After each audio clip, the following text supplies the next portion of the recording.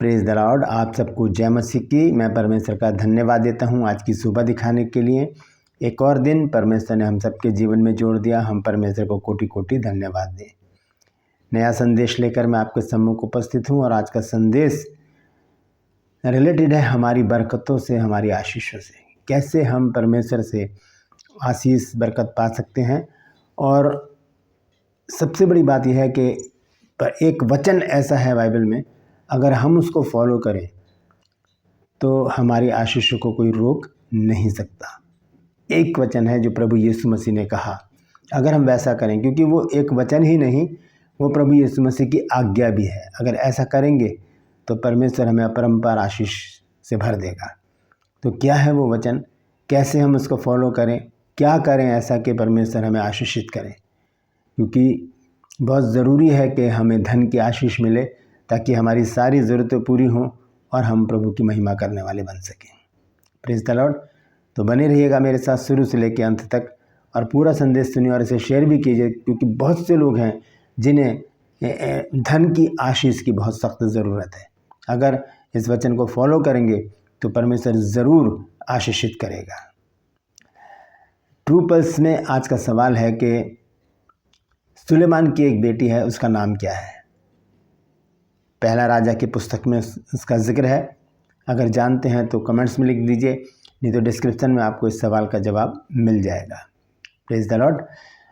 और आपसे गुजारिश करता हूं कि मेरे इस चैनल को और मेरे जो दूसरे चैनल हैं उन्हें भी सब्सक्राइब कीजिए, बेल आइकन को दबाइए ताकि नोटिफिकेशन आपके पास पहुंचे, नया वीडियो, नई जानकारी बिना व्यवधान के आपके पास पहुँच जाए।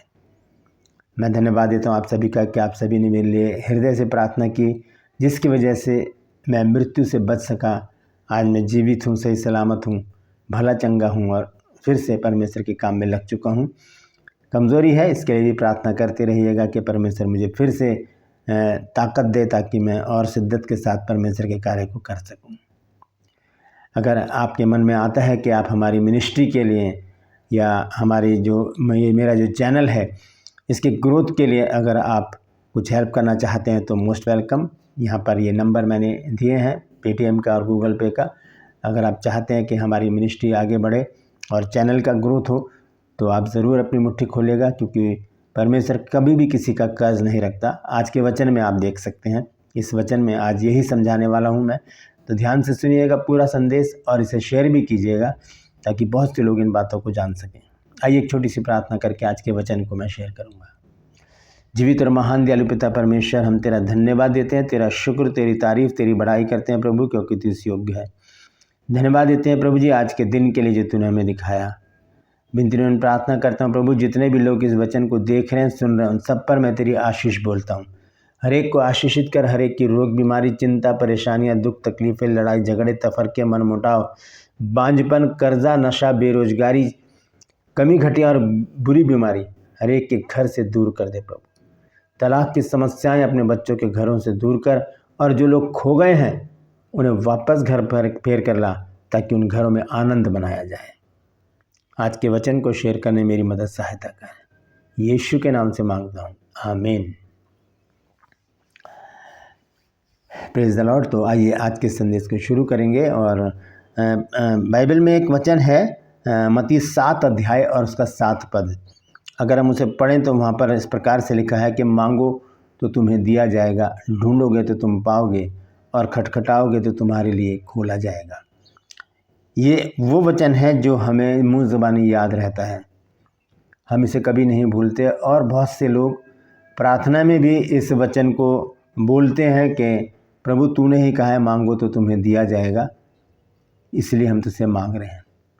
हम अपने सुख सुविधा के लिए, अपने ऐशो आराम के लिए, अपनी ज़रूरतों के लिए प्रभु से वो चीज़ें मांगते हैं जो परमेश्वर दे तो सकता है लेकिन उसे देर करता है देने में। लिखा है कि मांगो तो तुम्हें दिया जाएगा। ये वचन कुछ और है, इसका विषय में आप मेरे वीडियो लाइब्रेरी में देख सकते हैं। मैंने इस पर खुलासा किया है मत्ती 7 अध्याय के 7 पद पे कि किस चीज़ को मांगने के लिए परमेश्वर ने कहा है।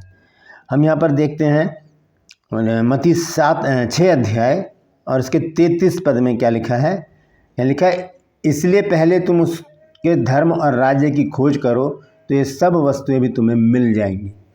पहले हम उसके धर्म और राज्य की खोज करें। इसके विषय में भी मैंने एक वीडियो बनाया है, मत्ती 6 अध्याय के 33 पद का भेद, वो भी आप देख सकते हैं मेरी लाइब्रेरी में। तो यहाँ पर लिखा है कि इसलिए पहले तुम उसके धर्म और राज्य की खोज करो तो ये सब वस्तुएं तुम्हें मिल जाएंगी, हमें मांगने की ज़रूरत नहीं पड़ेगी। तो दोस्तों आज मैं एक वचन आपके साथ ऐसा शेयर करने जा रहा हूँ, अगर हम उसको फॉलो करेंगे और हम उसे बताएंगे, लोगों को भी बताएंगे और ख़ुद भी उसे फॉलो करेंगे, वैसा ही करेंगे तो परमेश्वर हमें ज़रूर आशीषित करेगा। ठीक इसके विपरीत है, मत्ती 7 अध्याय के 7 पद में लिखा है मांगो तो तुम्हें दिया जाएगा। लेकिन जब हम लूका रचित सुसमाचार पढ़ते हैं 6 अध्याय और उसके 38 पद को, तो देखिए वहाँ पर प्रभु यीशु मसीह ने क्या कहा है। यहाँ पर प्रभु यीशु मसीह कहते हैं दिया करो तो तुम्हें भी दिया जाएगा, दिया करो तो तुम्हें भी दिया जाएगा। वहाँ पर क्या लिखा है, मांगो तो तुम्हें दिया जाएगा, लेकिन यहाँ लिखा है दिया करो तो तुम्हें भी दिया जाएगा। अब देखिए यहाँ पर छोटी सी बात कही है यीशु मसीह ने, दिया करो तो तुम्हें भी दिया जाएगा, और उसके बाद खोलकर बताया कि उसका जो प्रतिफल है, उसका जो रिगार्ड है, उसका जो इनाम है वो क्या मिलेगा हमको। यहाँ लिखा है लोग पूरा नाप दबा दबा कर और हिला हिला कर और उभरता हुआ तुम्हारी गोद में डालेंगे, क्योंकि जिस नाप से तुम नापते हो उसी से तुम्हारे लिए नापा जाएगा। जिस नाप से हम नापते हैं, जितना हम देंगे, जितना जैसा बीज बोएंगे वैसा ही फल हमको मिलेगा। तो हम देना ना भूलें, देना ना भूलें। अपने मुट्ठी को खोलकर हम लोगों की मदद करें, मिनिस्ट्रीज़ की मदद करें, पास्टर की मदद करें, और जो चर्चेज़ हैं, चर्चेज़ में जाकर भी हम अपनी मदद कर सकते हैं। उसका प्रतिफल परमेश्वर हमको देगा। मैं आपको बता दूं दोस्तों कि परमेश्वर कभी भी पैसा ऊपर से बरसाता नहीं है, वो लोगों को खड़ा करता है कि वो हमारी मदद के लिए खड़े हो जाएं। जैसे कि मैंने आपको बताया था, आपने मेरी गवाही सुनी होगी रिसेंटली, अभी जो मैं बीमारी से उठा हूँ, तो कुछ दिन पहले मैंने एक वीडियो बनाया था जिसमें मैंने कहा था कि परमेश्वर ने मुझे मृत्यु से बचाया।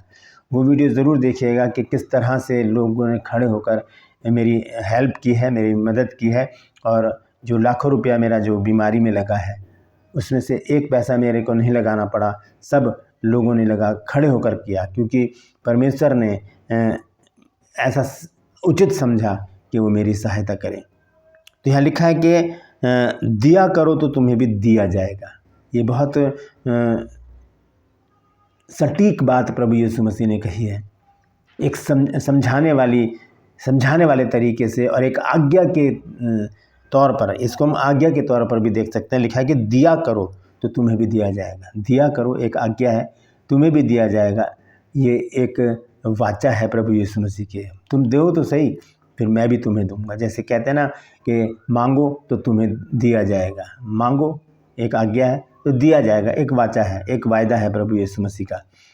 और हम देखते हैं आगे नीचे लिखा है कि लोग पूरा नाप दबा दबा कर और हिला हिला कर और उभरता हुआ तुम्हारी गोद में डालेंगे, क्योंकि जिस नाप से तुम नापते हो उसी से तुम्हारे लिए नापा जाएगा।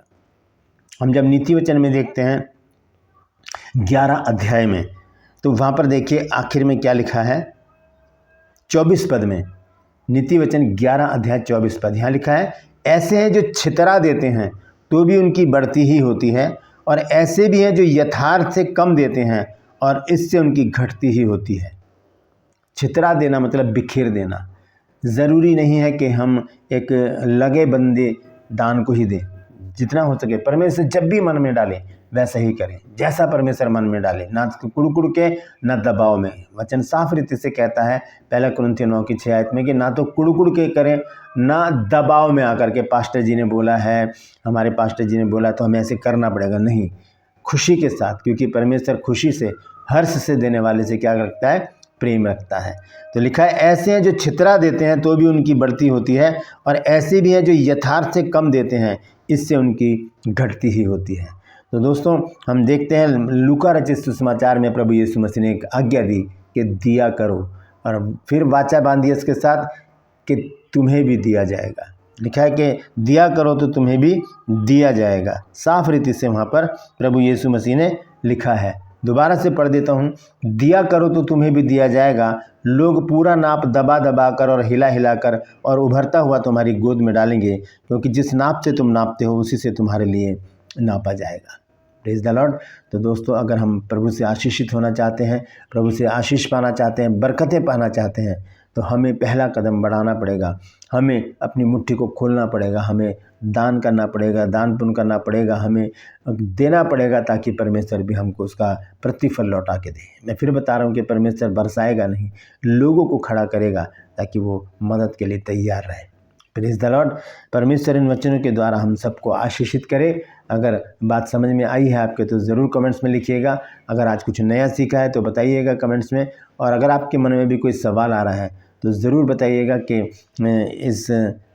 वो सवाल अगर आप मुझे बताएंगे तो मैं उस पर वीडियो बनाने की पूरी कोशिश करूँगा। Praise the Lord. आप अगर मेरी मिनिस्ट्री के लिए कुछ हेल्प करना चाहते हैं तो मैंने यहाँ पर नंबर बता ही दिया आपको, उसमें ज़रूर आप अपना हाथ बढ़ाइए ताकि हम सब मिलके प्रभु के राज्य की तैयारी कर सकें। ट्रू पल्स में आज का सवाल है कि सुलेमान की बेटी का नाम क्या था? अगर जानते हैं तो कमेंट्स में लिख लीजिए, नहीं तो डिस्क्रिप्शन में आपको इस सवाल का जवाब मिल जाएगा। Praise the Lord. आज के लिए बस इतना ही। फिर मिलूँगा एक नए संदेश के साथ, एक नया वीडियो लेकर। तब तक के लिए मुझे इजाज़त दीजिए, लेकिन अपना और अपनों का ख्याल रखिए।